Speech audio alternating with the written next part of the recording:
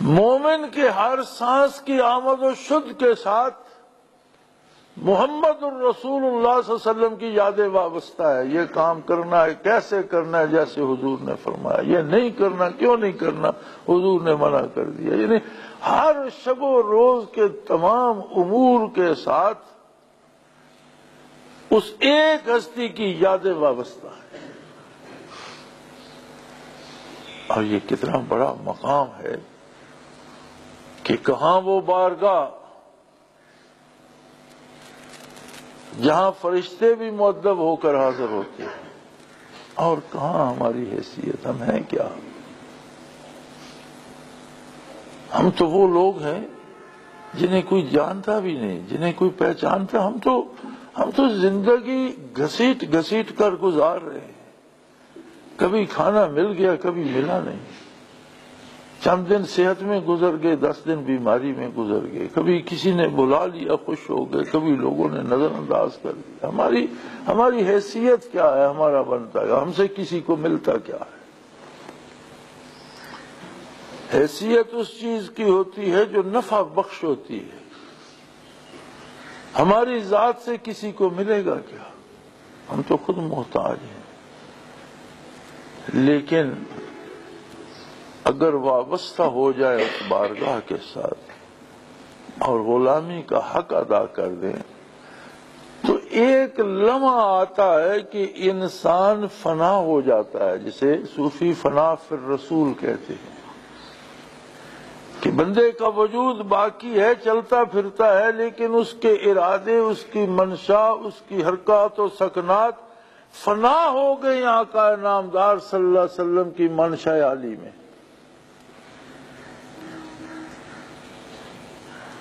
اور جب کسی کو فنا فی الرسول نصیب ہوتا ہے تو دوسروں کے لیے وہ بھی نفع بخش بن جاتا ہے. جیسے آئینہ جب سورج کے سامنے آ جاتا ہے تو آگے پھر اسی روشنی کو وہ تقسیم کرنے لگ جاتا ہے. آئینے کی روشنی نہیں ہوتی ذاتی، وصول وہ بھی سورج سے کرتا ہے، لیکن اسے جذب کرنے کی بجائے منعکس کر کے آگے بھیجتا ہے، دوسروں کو نفع پہنچاتا ہے. وہ شخص نوع انسانی کے لیے مفید بن سکتا ہے جسے فنا فی الرسول نصیب ہو. فنا فی الرسول کا مراقبہ کرا دینا، اس سے بندہ فنا فی الرسول ہو نہیں جاتا.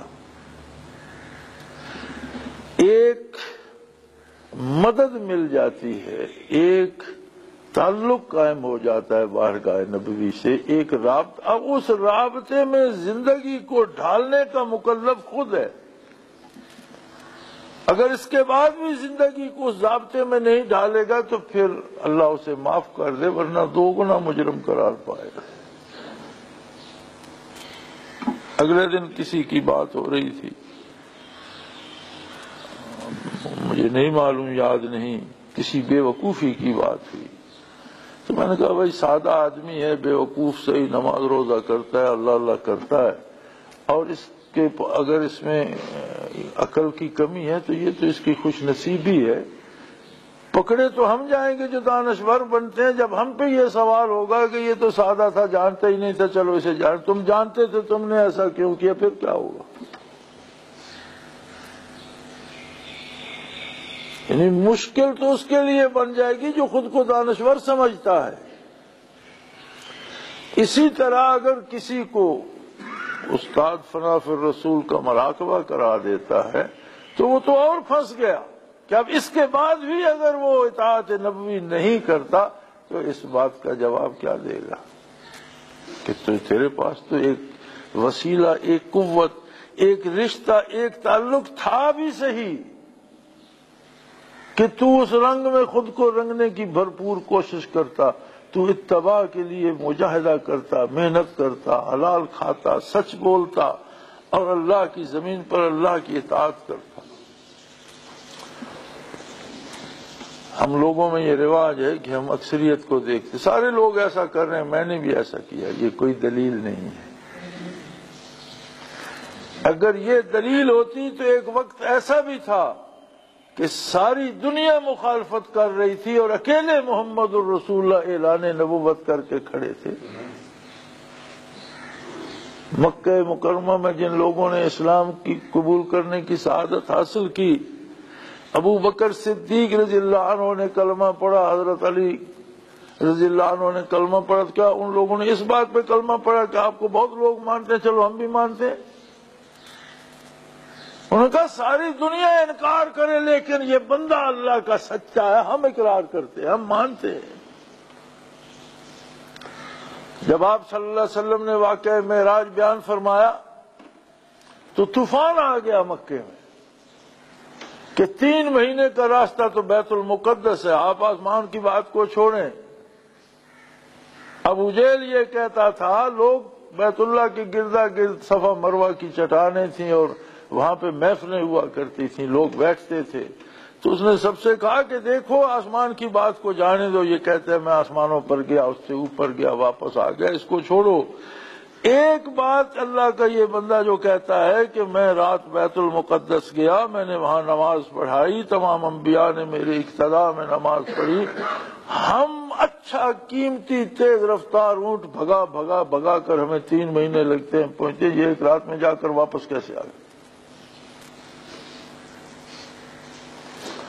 اب انہیں سوجھی کہ یہ بات ابو بکر سے کی جائے رضی اللہ تعالیٰ عنہ۔ تو دوڑے دوڑے پہنچے آپ کے گھر پہ، ابو بکر تم تو ایمان لے آئے اور تمہارا تو پہلے بھی دوست تھا، پھر تم نے نبی بھی مان لیا، اب بتاؤ یہ بات بھی مانتے ہو؟ انہوں نے ہنس کے فرمایا کہ بے وقوفو، جو بات میں اس سے پہلے مان چکا ہوں وہ اس سے بڑی ہے کہ اللہ کی طرف سے مجھ پر وحی آتی ہے، اس کے مقابلے میں اس بات کی کوئی حیثیت نہیں۔ اگر انہوں نے ایسا فرمایا ہے جیسا تم کہہ رہے ہو تو وہ برحق ہے، میں اس پر ایمان لاتا ہوں۔ آپ صلی اللہ علیہ وسلم سے ابھی تک ابو بکر صدیق رضی اللہ عنہ نے نہیں سنا تھا، مشرکین مکہ نے جا کر بتایا کہ دیکھو آج جسے تم نبی مانتے ہو یہ بات کر رہا ہے۔ انہوں نے فرمایا اگر انہوں نے ایسا فرمایا ہے تو پھر یہ سچ ہے، میں اس پر ایمان لاتا ہوں۔ یہ ہوتا ہے فنا فی الرسول۔ تو اگر اللہ کسی کو اس دولت سے بھی مالا مال کر دے تو اس کا حق بنتا ہے کہ اس کا ایمان بھی درود بن جائے، اس کا کردار بھی درود بن جائے، سوچیں اور افکار بھی درود بن جائیں، اور زبان بھی درود شریف سے معطر رہے۔ میلاد کی بات تو سارے جہان کو کرنی چاہیے، ساری انسانیت کو خوشیاں منانی چاہیے، کافروں کو بھی خوش ہونا چاہیے کہ اللہ نے ایک ایسی ہستی مبعوث کی جو ہمارا بھی بھلا چاہتی ہے۔ مومن کا رشتہ تو بیست سے آ کر جڑتا ہے جسے ہم بھول ہی چکے ہیں۔ تو بحیثیت رسول آپ کی آمد جو رحمتیں اور جو برکتیں لے کر آئی ان کا شمار نہیں ہو سکتا۔ کر دیا ہم سخن بندوں کو خدا سے، مشت غبار کو الہ العالمین سے بات کرنے کا سلیقہ سکھا دیا، کہاں سے اٹھایا اور کہاں پہنچا دیا، صلی اللہ علیہ وآلہ آلہ وسلم، وآخر دعوانا الحمدللہ۔